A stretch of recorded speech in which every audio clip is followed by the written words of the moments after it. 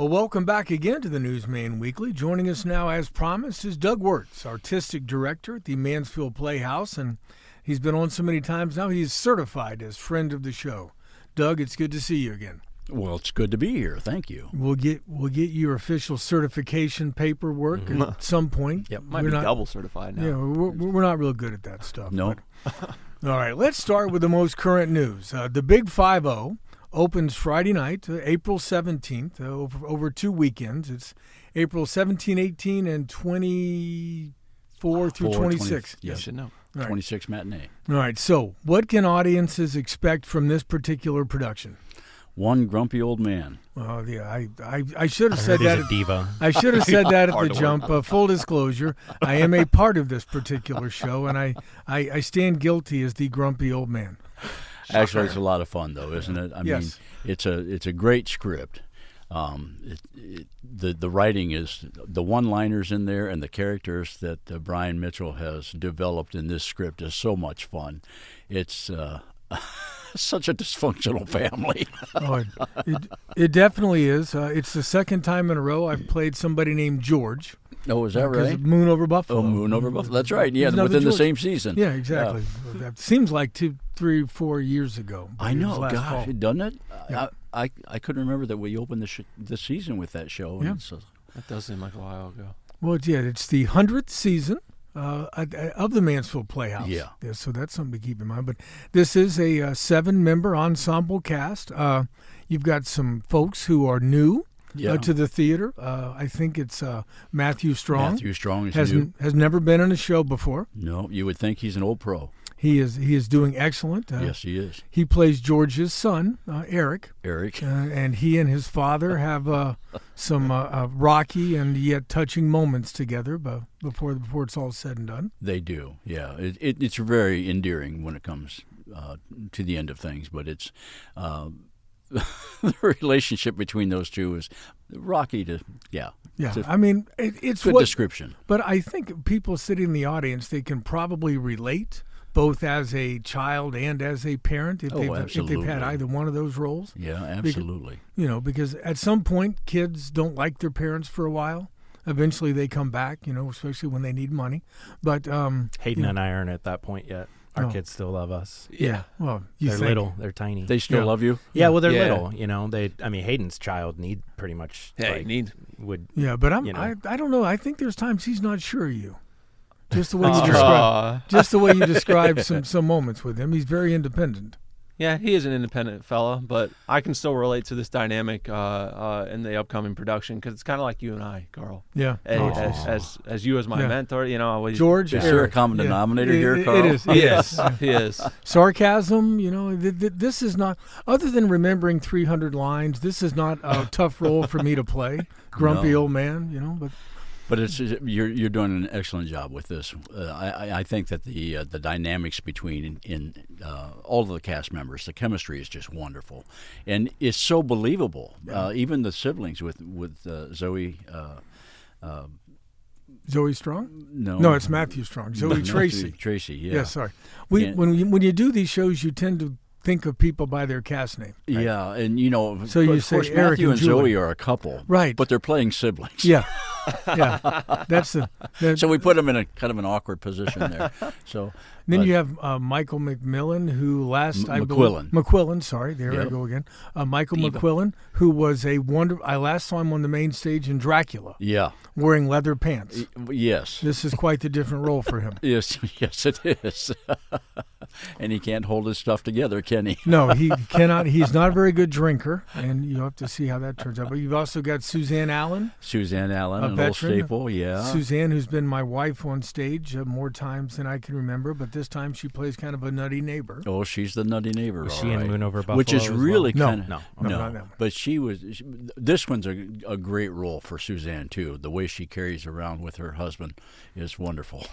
Yeah, it's she doesn't want to let her husband go. That's right. Literally. That's right. So you have to understand that. But then this time we've got Lynn Rouser. Plays Marie, George's wife in this show. I think it's the second time. she's done a show here, and she's Yeah, really, she was in really, Spider and the Spy. she's really good. I was happy to see that Oh, she yeah. She makes the long drive up. I think it's Candlewood Lake, and she also works in Columbus. She works in Columbus, so yeah. she drives all the way up, and Mhm. then we have Amanda.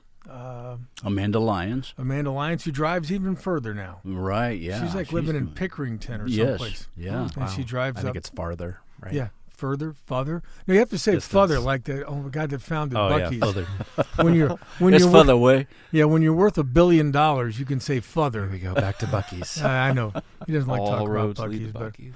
You don't like Buc-ee's? No, it's fine. we Okay. just We we just had a been- bad traffic experience. So It's just we- been a last lot. week. It's been a lot. A lot of Yeah. time in the car. That Carl also utilized me to run lines with him. Yes. So I did. you should Yes. be happy to know that. Well, my wife. So you know the show already. Well, he knows parts Bits and of it. pieces. Bits Yeah. and pieces. My wife will not run lines with me. She used to early on when I started doing this, but I would say something, and she'd say no.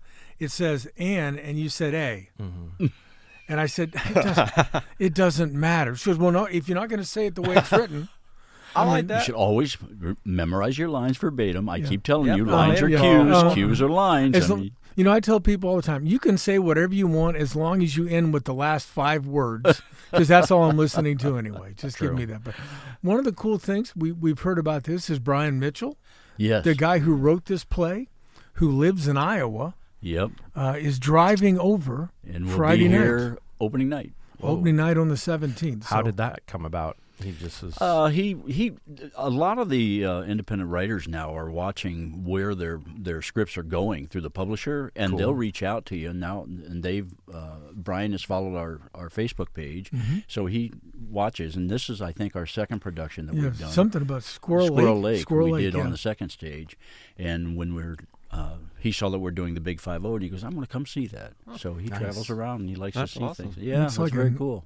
It's like a 9-hour drive Yeah. from where he lives. So, not that there's any pressure on opening night any other time, but Yeah. you don't want to mess this one up too Friends, bad. so- family, the guy who made it. Yeah, Yeah. I am trying to pay more attention to the actual lines for this show. Well, it's hard because if you forgot your lines, you'd still play the character just fine. Grumpy old man. You know, you just got to But- say something until you remember what it is you're Just- supposed to be Yeah. saying. Right. Just look out to Brian on opening night. He'll mouth it to you. Well, you can't see it. With those lights Oh, hit you, screw you that. can't Yeah, see the you're not audience, seeing man. anybody. You're out. I mean, maybe the people in the front row, if they've fallen asleep, you kind of Yeah. notice that. But all right, now, Doug, let's talk about the Playhouse itself. Celebrating 100 years in Mansfield. How significant is that milestone when you look around at, say, other community theaters around the state? Well, first of all, we're the second oldest community theater. I think everybody knows that by now if they've heard me at all. We are the second oldest community theater in the state of Ohio. So it's pretty significant to still be around, especially with the arts the way they are right now. And we've been blessed with what we have. We've been in our current facility for the last 58 years. And we are just doing what we do and focus on being the best at what we can with what we have to work with.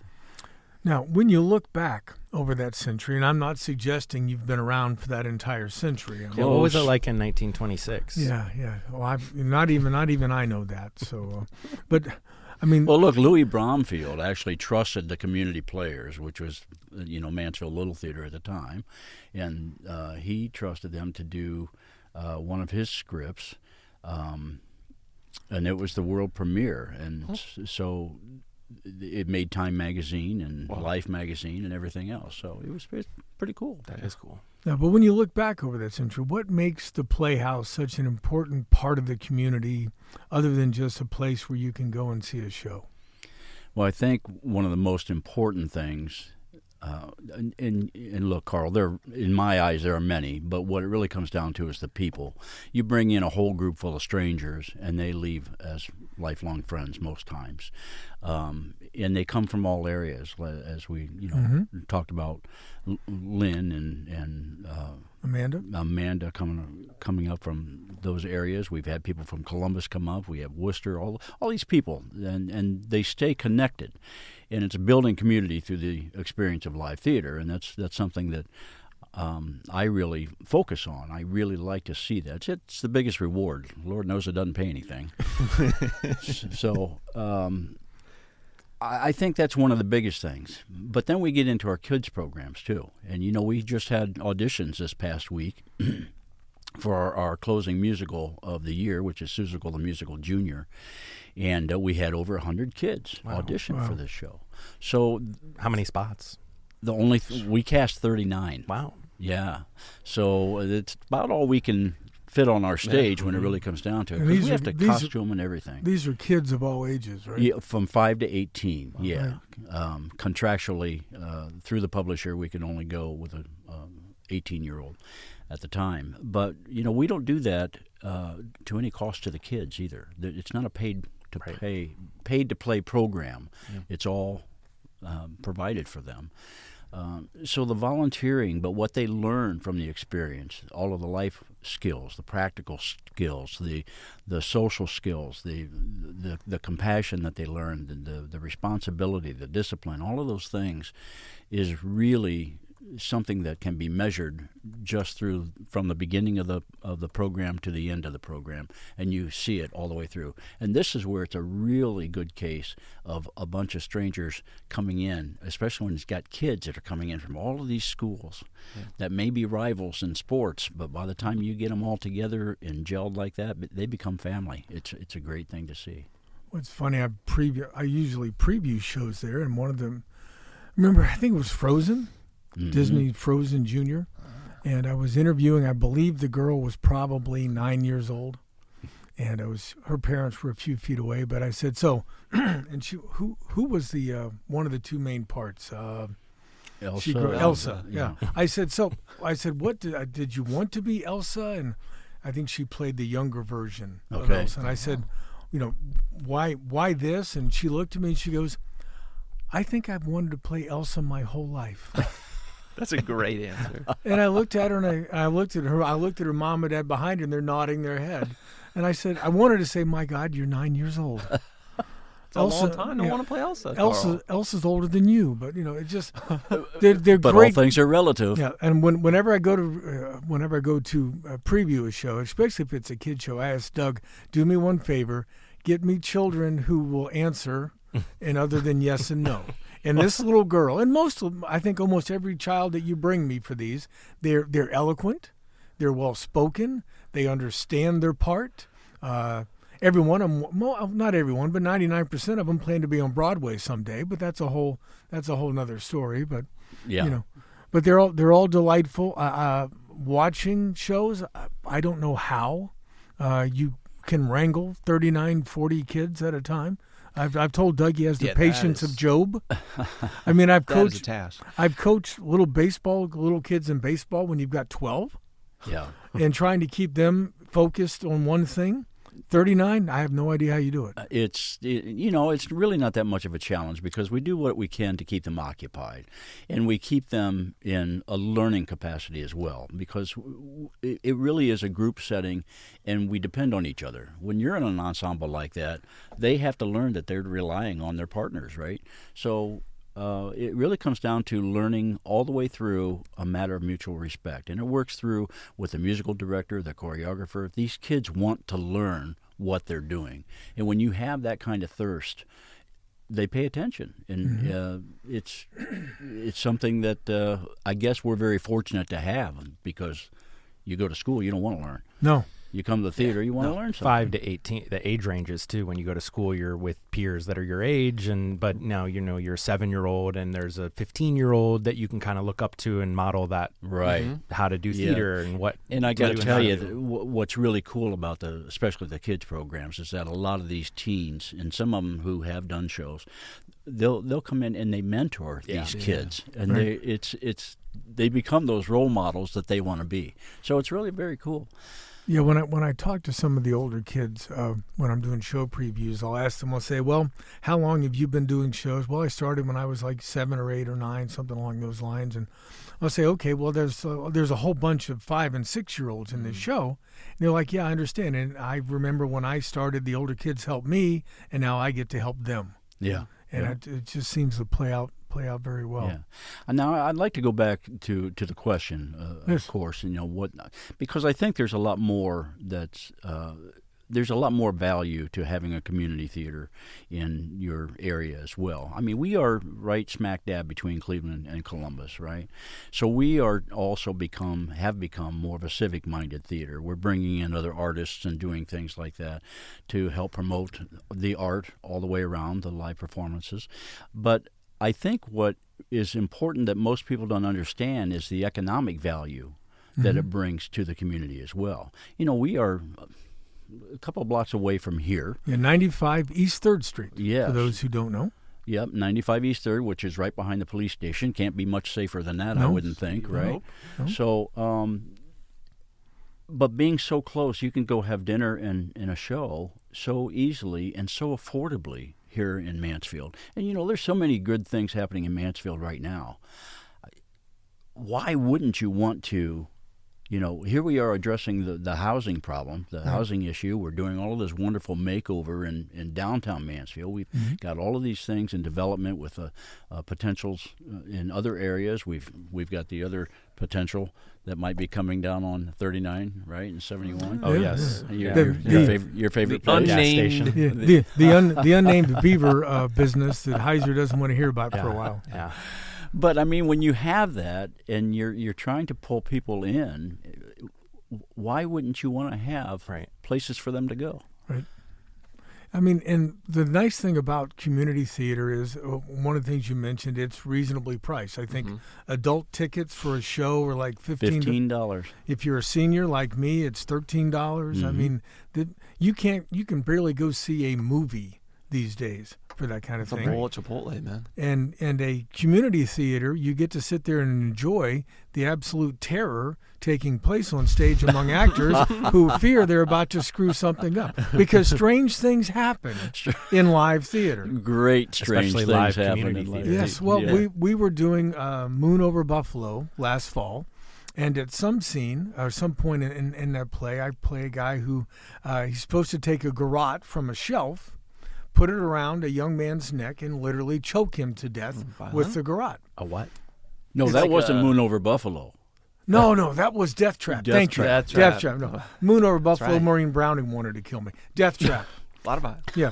Anyway, Carl. with Death Trap, so I'm old. denominator. I'm old. I'm fading. But a garrote it's like an Italian weapon. It's a rope with handles on the two end. handles on it. You wrap it around somebody's Sure. neck. and- Strangle. Yeah. Yep. So one night we're doing it, and as Doug will often caution, you got to check props to make sure they're where they're supposed to be before the show starts. And I had checked, and it was there before the show started. And then I think at some point somebody moved it off stage to soak it in water. So when I pulled it, it like showed red. Well, it didn't get back. Oh, All right, and I didn't check it when when I got ready to start this scene. And I'm doing this patter where I'm talking and I'm getting ready to do it. And I glance out of the corner of my eye at the shelf, and it's not there. Dun, dun. And I'm 5 seconds away from finishing this sentence, and I have to kill this young man. Gotta improv. Yeah, and I'm thinking, well, Yep. while I'm saying this, my head is telling me, how are you going to kill him without that weapon? And I thought, okay, well, you know what? I hope he just goes with this. So I just walked behind him, grabbed him around the neck. He sensed that it wasn't the garrote, and he went with it. Yeah. And if you were in the audience that night, I hope you had no idea No, you would have that weapon was not there Did you when I needed. briefly look for other items that could be used as a weapon? Oh yeah, and in the 5 to 7 seconds, well, there was But everything else that was on stage, I mean, there were axes, these there were axes and broadswords. knives right? and swords and They were real. Yeah, those were legitimate, if I Yeah. recall. Yes, yeah. yeah. I you could've- couldn't do, Yeah, you know. I could have. there was nothing else that we could have done that wouldn't have hurt the guy. Yeah, Must have needed the police to walk across Yeah. the street. Carl didn't want and that. you ask your brain to process this while you're talking in about 5 to 7 seconds. How am I going to do this? And then You thankfully, get this deer in the headlights. Oh yeah, yeah. And then he went I'll with kill it. you with my bare hands. You know what? I might have said something along those lines. Well, he had to sneak up behind him anyway. Yeah, I did. So, yeah. So it So just hands. it worked out well. He had a big neck. Great but improv from him. Didn't even know what was coming. No, he had No. no idea, and No, he went with it. Yeah, did very he well. died very well. All right. While we got you here, let's talk about just briefly about the ongoing capital campaign. What's the goal, and what kind of improvements are you hoping to make as you mark 100 years of the Playhouse? Well, our goal, I'm going to start from there because it is a lofty goal, but there's reasons behind that, and I'd like to share a little bit about that. Our goal is $7.5 million. We have procured the land right to the west of us, right next door to us, and we would like to build a fully accessible, ADA-compliant facility and maintaining both of our venues because we have a main stage venue and we have the second stage venue. But we would like to separate them so we can develop more of independent entities with that. But the goal is not just about the building, but we have to worry about the demolition of the old for parking lot and all of the site prep, all stuff like that. But we also want to employ people. We are at the point in the Playhouse is after 100 years, we really are on the cusp of great things. And we're so low budget, but we wanted to incorporate some funds for operating expenses because, just so you know this, there are very, very few grants that you can get for operating funds. Everything must be special project when it comes right down to it. Even the Ohio Arts Council, because we're not ADA compliant, will not offer us any grants. So that's one of the reasons we need to become ADA compliant, other than the fact that nearly 12% of Richland County under the age of 65 has some kind of physical disability. Which means they can't come to the shows. No, they can't come to the shows. They have to go upstairs, and there's no elevator. There's no way to get there. No, there's no way to get there. And, I mean, that's nearly 15,000 people in Richland County alone, under the age of 65. So you got to think about our aging audiences, and every place is stairs. You can't go to the restroom without going downstairs further. And, of course, our facility, I've said it before, we've been blessed with what we have, but it's crumbling. It's literally crumbling away. We waterproofed the outside of the west side of the building, and lo and behold, that driving rain that we have came in, and the walls, the bricks are saturated after, because the building's over 100 years old itself. And so it affects the plaster, all of the rafters, things like that. So we need a home. Yeah. We need a home that can serve the entire community, not just to become audience members, but to also participate. Right. Because, one of the inspiring things that I saw was when Madison High School did Annie, and their little Annie was in a wheelchair. And she was an incredible vocalist. She was wonderful, just did a fantastic job. And it's like, wow. This is what we as a community are missing out on because everybody has some talents, and we should be able to share those. And that's part of really what it comes down to is as we're trying to build community through the experience, that we need to make sure that we can include everybody. But so I think it's important to understand that it's not just about the building, it's about the people, and it's about the community and making this better for the next 100 years.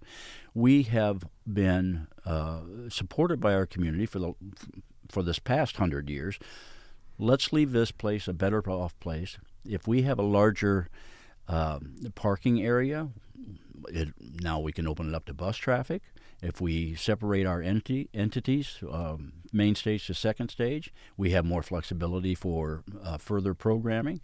A lot more comedy. As you know, we're doing more and more stand-up comedy all the time, more concerts, acoustic sets, all kinds of those things that we can help maintain and sustain the main mission for the main stage with that extra revenue.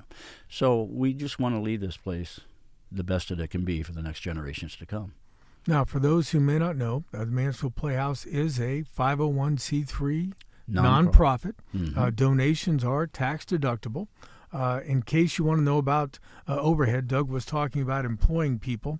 I believe, and I think I say this right, Doug is the only full-time employee at the Playhouse, and his wife, Tammy, is part-time, who basically manages the books and ticket sales and manages the theater. So 1.5 employees running the entire operation. Everybody else is volunteer. Everybody's volunteer. And we typically, by the time you include your casts, and all of those people that help in the background. We get around 300 volunteers a year, so that's a lot, But we're always looking for people, and people are always welcome to be involved. It's sometimes hard to find something immediately with a group of people, but I'm on the run up and down those stairs all day long, and well, see, as I'm getting old too. Oh yeah, because every night during rehearsals, during the intermission, Doug will say, "Okay, do we need a break?" And he knows what I'm going to say. Yeah, I'm old. I need to pee, and I have to go down the stairs to the bathroom because you won't let me use the bucket anymore upstairs. Not anymore. Gross. No, the paint sink is plugged, so he's no longer allowed to go in the paint sink. Oh, all right. We'll close with this. As you think about the next century, in a playhouse that does the second oldest and has a busy schedule. Very busy. Describe the number of shows that you do a year, upstairs, downstairs, kids shows. But what are you most excited about, assuming you and I aren't around to mark the bicentennial of the Mansfield Playhouse? What do you think? What do you look forward to the most? I look forward to a very exuberant life force, because I think that a new facility will bring even further interest in bringing people in, especially when it comes to the volunteers. You want to be part of something new and exciting.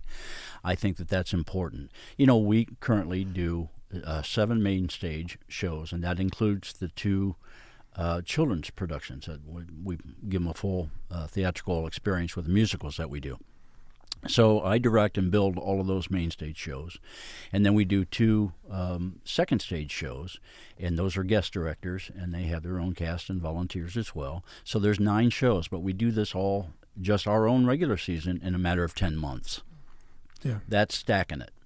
As we're getting ready to open this show. We've had auditions. I'm getting ready for the next show. So it just keeps on going. So what I'd like to see is, the employment, so we can start breaking down some of the production team and getting things, some delegation happening, right? And splitting some of these jobs up to make it easier and make it more developmental for a true team to work together, because I think when you do that, you also can improve your quality as you go. We work on a very, very tight budget. So everything that we do, and that's why we pay our actors so well. Thank you. Yeah. $1.289. That is absolutely zero. Just for clarity, there's no money involved. No bribes or anything. No Folks, bribes. I was going to say, I've been doing shows there for 16 years. I've never been paid. No. You just do it for the glory. We and keep the losing the fame. checkbook, Carl. I'm sorry. I just do it because I like to hear people laugh. Yeah, I do too. Yeah. And I think that's one of the biggest rewards. Now, where was I? You were talking about employment, people involved, and the other thing that we do is now fill in. I talked about bringing in other artists. We do concerts. We have local people and different genre. We're holding a blues fest in August again.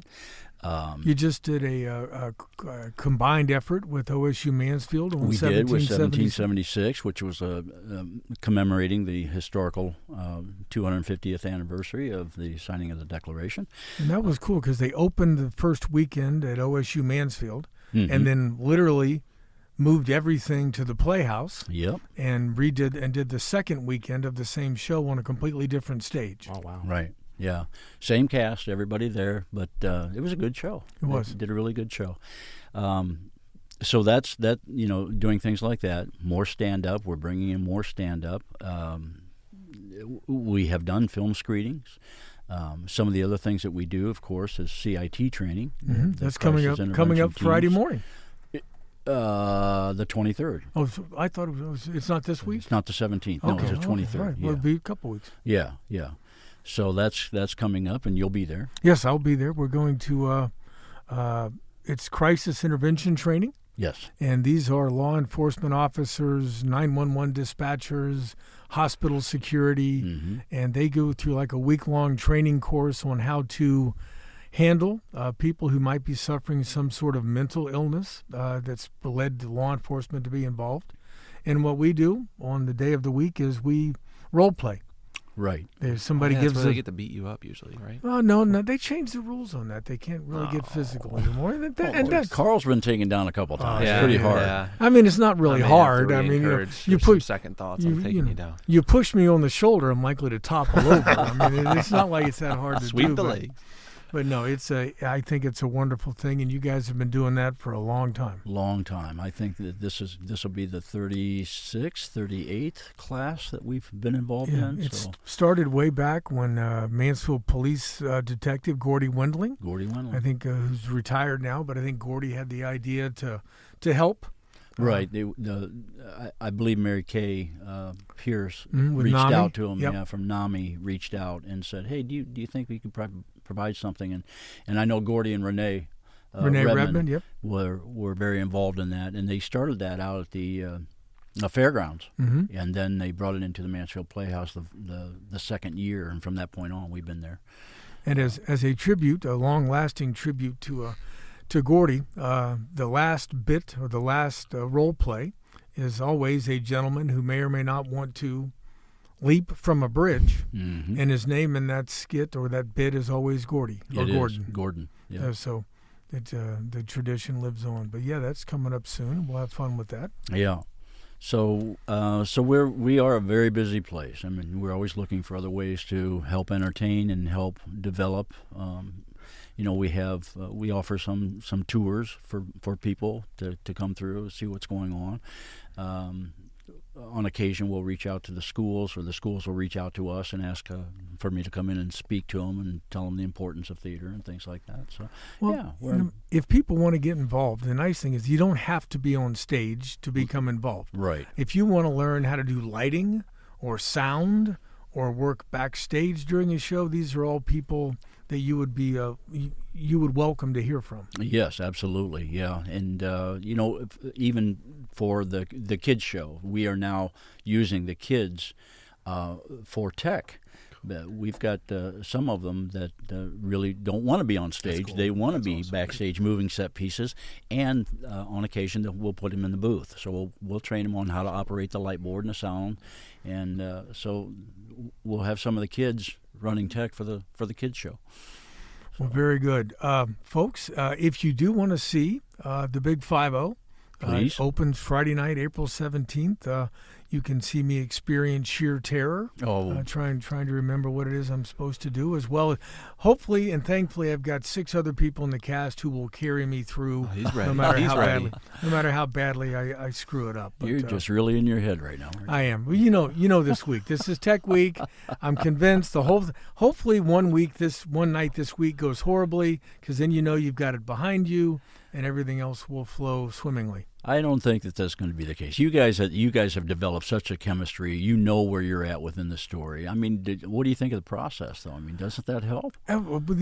Everything to me, and thankfully Doug is one of these guys, when he's directing, the very first thing you do on the first night is block it.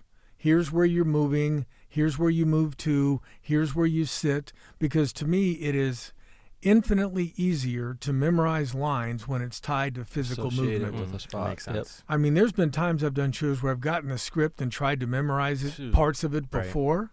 It doesn't work. I can't do it. I sit there and blather like an idiot because I don't remember any of it. But when your head is thinking, okay, I'm moving, I'm sitting, and these lines are tied to that movement, then the whole thing becomes much easier. I won't say it's easy, because it's never easy. No, it's never easy, because now you have to memorize that blocking as well. Right. But the idea behind that, of course, is it's motivational for those lines. Right. So. But yeah, this is a funny show. I think it is a very funny show. It's a great script and so real. Yep. So if you want to come out and join the Brian Mitchell in the audience on Friday night, the guy who wrote it, he's going to be with us as well. Absolutely.